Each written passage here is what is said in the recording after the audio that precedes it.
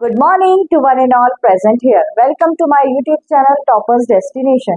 आज हम पढ़ने वाले हैं क्लास 10th का फिजिक्स का चैप्टर नंबर 1।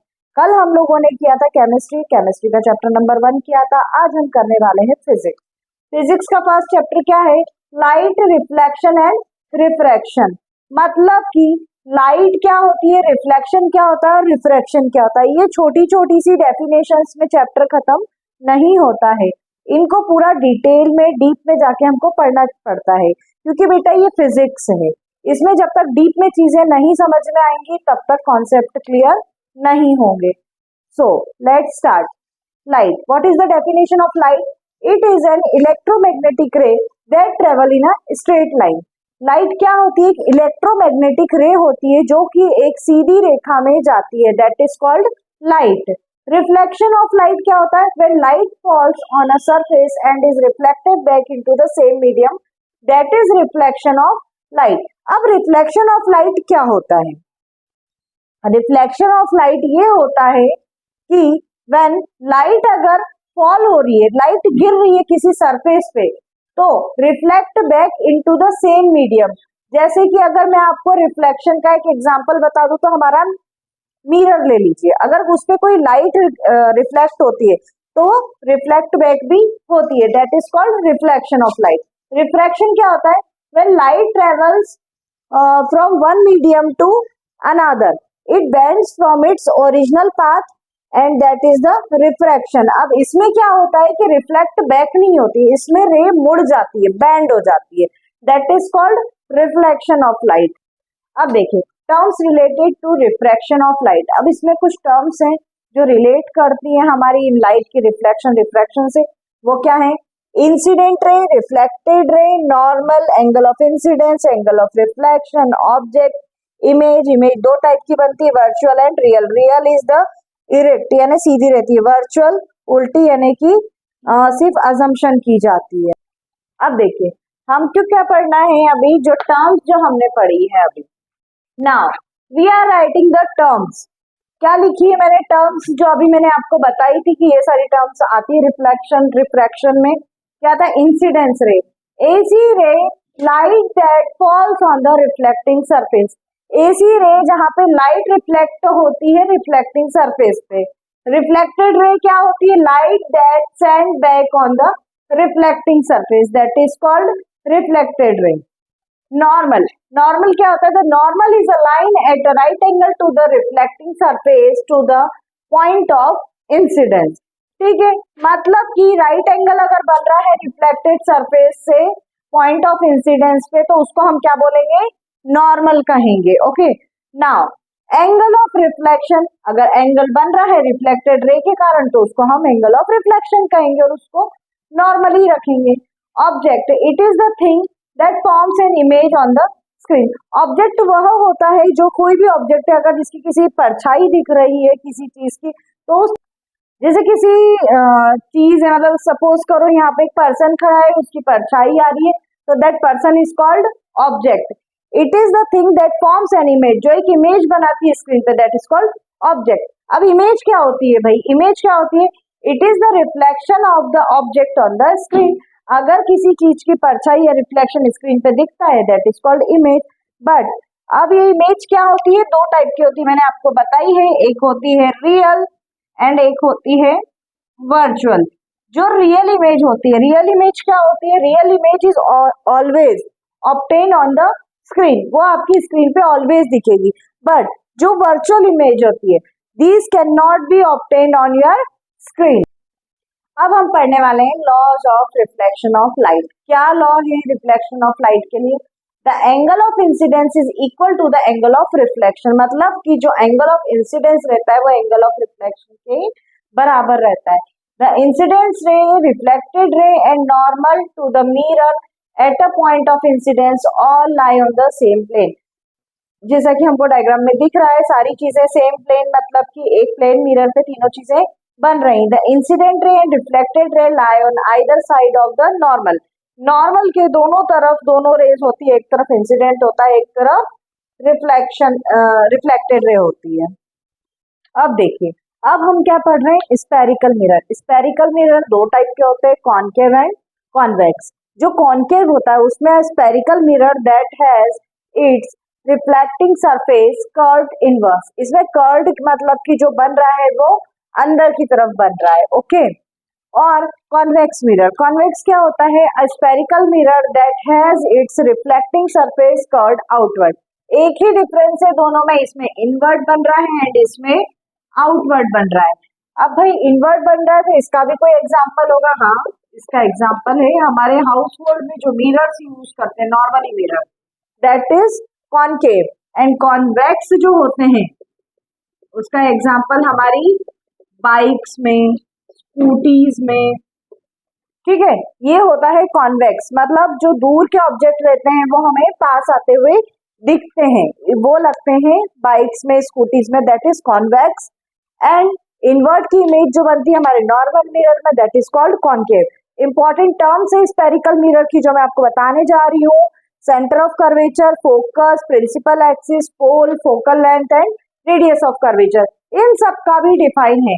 मैं आपको शॉर्ट फॉर्म में वो भी समझाती हूँ। अब देखिए हमको क्या पढ़ना है, जो मैंने टर्म्स आपको बताई थी उन सबका मैंने डिटेल में दिया हुआ है। Centre of curvature, centre of curvature क्या होता है, it is the centre of a sphere of which the mirror is a part.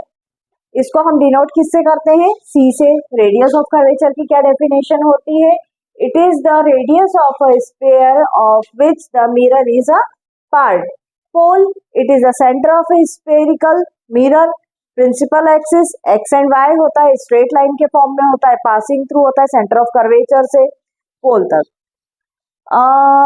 Centre of curvature, अब सेंटर ऑफ कर्वेचर क्या होता है भाई, it is the centre of a sphere which the mirror is a part. ये एक ऐसा centre होता है स्फीयर में जिसमें मिरर अपार्ट हो जाता है। Radius of curvature, radius of curvature क्या होता है, it is the radius of the sphere of which mirror is a part. अब इसमें रेडियस ली जाती है, ठीक है, स्फीयर से।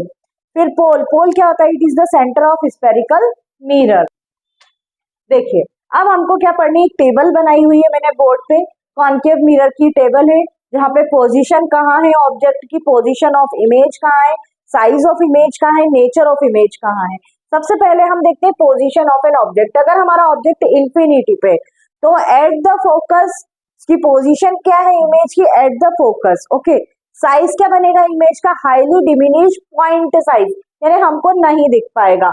नेचर ऑफ द इमेज क्या होगा, रियल और इन्वर्टेड होगी। उसके बाद आते हैं हम, अगर बियॉन्ड सी है तो क्या होगी इसकी position, between F and C. Size होगा इसका डिमिनिश्ड, ये भी रियल और इन्वर्टेड होगी बिकॉज ये पॉजिटिव है। फिर अगर पोजीशन ऑफ एन ऑब्जेक्ट की एट सी पे है तो ये इसका पोजीशन क्या रहेगा, सी ही रहेगा। उसके बाद में क्या रहेगा, साइज ऑफ इमेज क्या होगी, सेम साइज की रहेगी और ये रियल और इन्वर्टेड होगी। दो चीजों में हम बता रहे हैं, पोजीशन ऑब्जेक्ट की और इमेज की, इन दोनों में हम साइज बता रहे हैं, साइज बता रहे हैं नेचर का, और इमेज बता रहे हैं एंड नेचर की भी इमेज बता रहे हैं, ओके। उसके बाद आता है बिटवीन सी एंड एफ। अब सी एंड एफ के बीच में क्या है, बियॉन्ड सी है ये इनलार्ज्ड है, ये भी रियल और इन्वर्टेड है। उसके बाद अगर एफ पॉइंट पे आते हैं तो इंफिनिटी पे जाता है ये चीज, पोजीशन ऑफ एन ऑब्जेक्ट, क्योंकि एफ बहुत ज्यादा हो जाता है। आप डायग्राम में देखिएगा, मैं डायग्राम भी आपको ड्रॉ करवाऊंगी आगे। इंफिनिटी में जाता है तो ये हाईली इनलार्ज होगा, जैसे यहाँ पे भी हाईली डिमिनिश्ड पॉइंट साइज था, सेम हियर हाईली इनलार्ज होगा, then we can not see properly. It is also be a real and inverted. At last between C and F, behind the mirror, mirror के behind में आपको दिखेगी इसकी position image की क्या बन रही है। साइज ऑफ द इमेज आपकी बन गई enlarge and nature of image इसका वर्चुअल एंड डायरेक्ट रहेगा because it is a negative. अब देखिए अब हम क्या पढ़ने वाले हैं, uses of concave and uses of convex. दोनों मिरर्स के यूजेस देखना है। ये क्या यूज में आता है, शेविंग मिरर्स के काम में आता है, टॉर्चेस में, सर्च लाइट्स में, व्हीकल्स हेडलाइट्स में, इन सोलर फर्नेस में, used by the dentist to get a large image of patients teeth, okay. Then what is the use of convex mirror, convex mirror का use होता है vehicles as a rear view to see traffic at the rear side, use to device to check the thieves in stock. दोनों के uses, दोनों के difference मैंने आपको बता दिए हैं। अब देखिए mirror formula for spherical mirror, mirror formula क्या होता है, 1 में एफ इज इक्वल टू 1 में यू प्लस 1 में वी। इन सबको मैं आपको डिफाइन कर देती हूँ, किसको क्या बोलते हैं, एफ फोकल लेंथ को बोलते हैं, यू ऑब्जेक्ट के डिस्टेंस को बोलते हैं एंड वी इमेज की डिस्टेंस को बोलते हैं। इसमें कॉन्केव और कॉन्वेक्स में क्या डिफरेंस आते हैं, मिरर अगर स्फेरिकल हो तो यू होता है तो नेगेटिव होता है, वी की पोजीशन में होता है कॉन्केव तो पॉजिटिव नेगेटिव दोनों होता है, और अगर फोकल लेंथ की पोजीशन में होता है तो वो ऑलवेज नेगेटिव होता है।